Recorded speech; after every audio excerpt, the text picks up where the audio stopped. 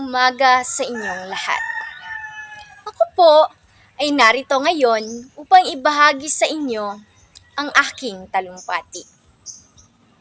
Ito ay ukol sa paksang Araw ng mga Pusong Nagmamahal. Nakakatuwang isipin na mayroong isang espesyal na araw kung saan tayo ay binibigyan ng pagkakataon na ipahayag ang ating pagmamahal sa bawat isa. Ang araw na ito ay naglalarawan ng iba't ibang aspekto ng pag-ibig. Ako po ay lubos na nagagalak na makapagsalita sa harap niyo ngayong espesyal na papalapit na ang araw ng mga pusong nagmamahal. Ito ay isang oras na kung saan puno ng pagmamahal, inspirasyon at pag-asa.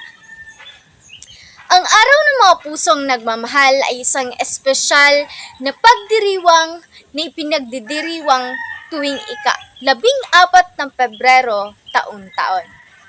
Ito ay isang araw kung saan ang mga tao ay nagpapahayag ng kanilang pagmamahal sa kanilang minamahal sa pamamagitan ng regalo, mga bulaklak, at mga mensahe ng pag-ibig.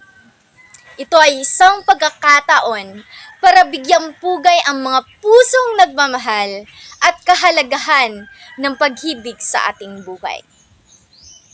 Ang pagmamahal ay isang pangunahing tao. Ito ay nagbibigay buhay sa ating relasyon, nagmomotibo sa atin upang mahalin ang ating kapwa. Ito ay bumubuo sa ating mga pangarap at andun na ang ating kung saan nagpapakita tayo ng pagmamahal at nagbibigay kahulugan sa ating mga buhay. Sa araw ng mga pusong nagmamahal, ating ipinagdiriwang ang diwa ng pagmamahal na umiiral sa ating puso. Sa araw na ito, binibigyang pugay natin ang lahat ng uri ng pag-ibig. Mula sa pagmamahal sa kapamilya, ngunit higit sa lahat, ang araw ng mga pusong nagmamahal ay isang pagkakataon upang maalala natin ang halaga ng tunay na pagmamahal sa ating kapwa. Sa gitna ng mundong puno ng alitan, hidwaan, mahalaga na matutunan nating magmahal at magpasalamat sa bawat isa. Ang mundong ating ginagalawan ay marami tayong nakikita, naririnig, mga kwentong pag-ibig. May mga kwentong nagbibigay inspirasyon, ligaya at kung minsan naman ay kalungkutan. Ngunit sa kabila ng lahat ng ito, hindi natin dapat kalimutan na may pag-ibig na ito ay napakagandang bagay. Ang araw na ito ay hindi lamang para sa magkasintahan o mag-asawa, ito ay para sa lahat. Ito ay para sa lahat ng pusong nagmamahal. Ang pusong nagmamahal sa kanilang pamilya, kaibigan, kapwa, at pusong nagmamahal sa kanilang trabaho, sa pangarap, at higit sa lahat, sa sarili. Ang pagmamahal ay hindi lamang nararamdaman. Ito ay isinasabuhay. Ito ay pagbibigay ng oras, pag-aalaga, pagmamahal sa mga taong nagpapahalaga sa atin. Ito ay pagtulong at pagtanggap sa mga taong nangangailangan ng ating tulong at pagmamahal. Ngunit sa mundong puno ng kasalukuyang mga hamon at pagsubok, minsan ay nahihirapan tayong ipahayag ang ating pagmamahal. Ngunit huwag nating kalimutang ipakita ang sa ating mga mahal sa buhay kung gaano natin sila kamahal.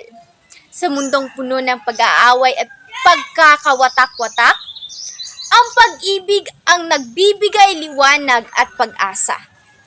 Ito ang nag-uugnay sa atin bilang isang komunidad at nagpapalakas sa atin upang harapin ang mga pagsubok at gayon na din ang mga hamon ng buhay.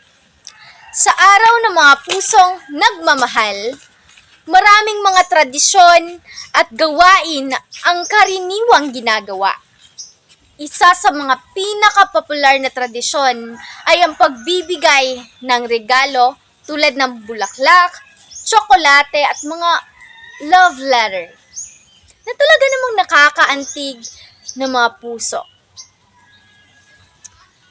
Bukod dito, marami ring nagpapakain ng mga espesyal na pagkain tulad ng paboritong dessert at handa ng mga kanilang mga minamahal.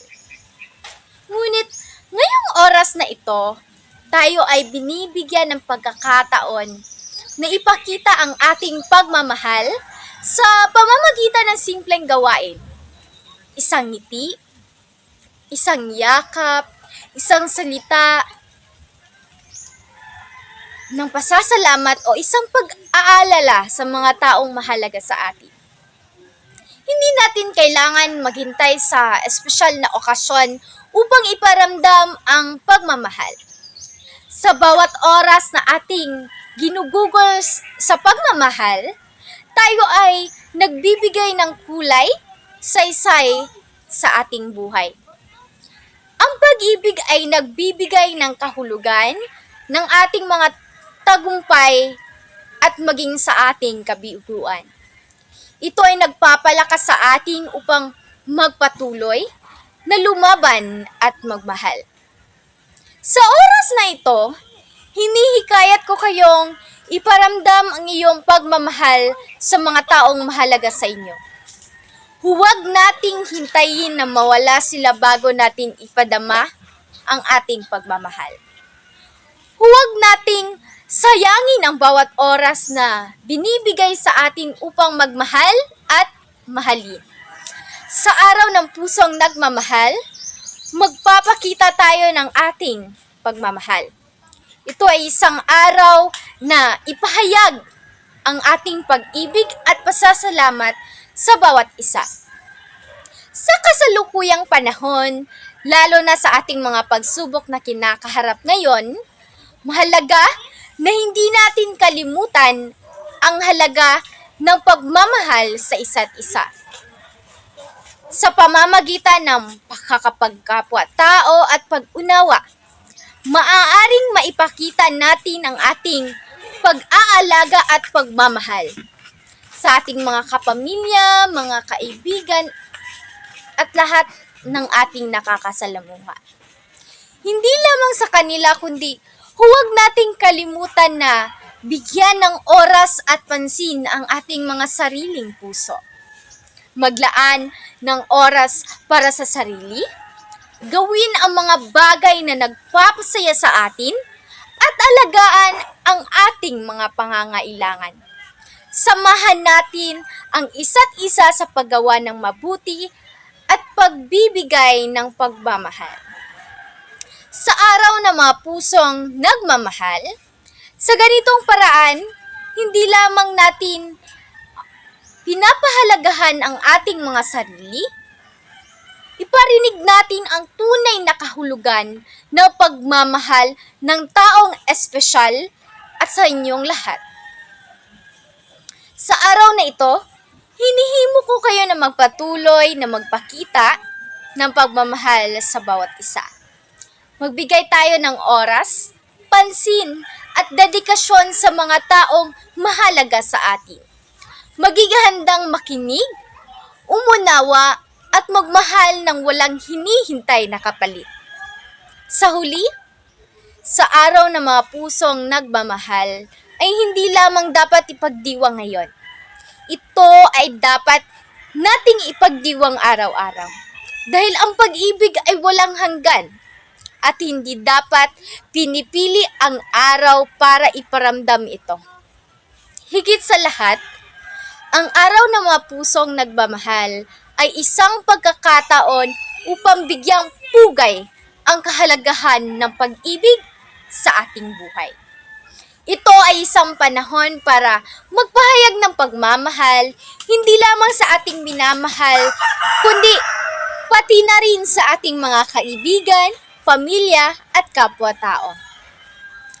Ang pag-ibig ay nagbibigay ng kaligayahan, pag-asa at pagkakaisa sa ating lipunan.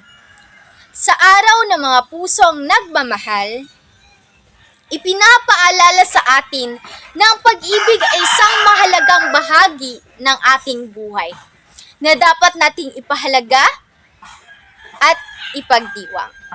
Sa bawat pagsikat ng araw, tayo ay binibigyan ng isang bagong pagkakataon na ipakita ang huwag nating sayangin ang mga pagkakataong binibigay sa atin. Sa bawat umaga, isipin natin kung paano natin maaaring ipakita ang pagmamahal sa iba. Maging handa tayo, magsimula sa maliit na pamamaraan upang simulan ang pagbabago sa mundo. Magandang hangarin ang magpalaganap ng pag-ibig. Hindi lamang sa ating mga sarili, kundi sa buong mundo. Ang ating mga pusong nagmamahal ay may kakayahan na magdulot ng pagbabago at pag-asa. Sa pamamagitan ng pagmamahal, tayo ay nagiging instrumento ng pag-unlad at pagkakaisa. Hinihimo ko kayo na magpatuloy na magpakita ng pagmamahal sa bawat araw. Kaya't sa araw na ito at sa mga susunod pang araw, ay palawakin at pagtibayin ang ating mga puso. Bawat salita at kaisipan na ating ibinahagi, nais nating ipakita ang halaga ng pag-ibig sa ating buhay. Ang pag-ibig ay isang simbolo ng pag-asa, pagkakataon at pagmamahal. Ang araw ay nagpapaalala sa atin na kahit sa gitna ng dilim at pagsubok, mayroong liwanag na naghihintay sa atin. Sa mga pusong nagmamahal, tayo ay nagpapakita ng kabutihan at pag-alaga sa ating kapwa. Ang pagmamahal ay hindi lamang nararamdaman at ito ay sinasabuhay natin sa ating mga gawa at salita. Sa bawat pagmamahal na ating ibinibigay, tayo ay nagbibigay ng kaligayahan at gamitin natin ang liwanag ng ating pagmamahal upang magbago ang mundo at magdulot ng pag-asa sa iba. Sa bawat araw na ating hinaharap, isang pagkakataon ito upang ipakita ang ating pagmamahal. Huwag nating sayangin ang bawat sandali na ibinibigay sa atin. Gamitin natin ito upang magbigay ng inspirasyon at kaligayahan. Sa ating pagtatapos, ay ating ipamahagi ang pagmamahal. Ito ay isang biyayang dapat nating ipamahagi sa iba. Sa pamamagitan ng ating puso, tayo ay magiging daan ng pagbabago at pag-asa sa ating mundo.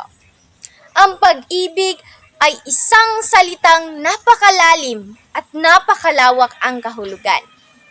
Ito ay hindi lamang tungkol sa romantikong pagmamahala ng dalawang tao, kundi pati na rin sa pagmamahal sa pamilya, kaibigan, kapwa at ating bayan. Ngunit hindi lamang ito isang salitang basta-basta. Ang pag-ibig ay may kasamang mga gawa at pagsisikap. Hindi sapat na sabihin lang natin na mahal natin ang ating kapwa. Kailangan nating ipakita ito sa pamamagitan ng ating kilos at salita. Ang araw ng pusong nagmamahal ay hindi lamang dapat ipagdiriwang ngayon, kundi araw-araw. Ang pag-ibig ay isang puwersang walang hanggan na dapat nating ipamahagi sa bawat sandali ng ating buhay. Maraming salamat sa inyong pakikinig. Mabuhay ang mga pusong nagmamahal.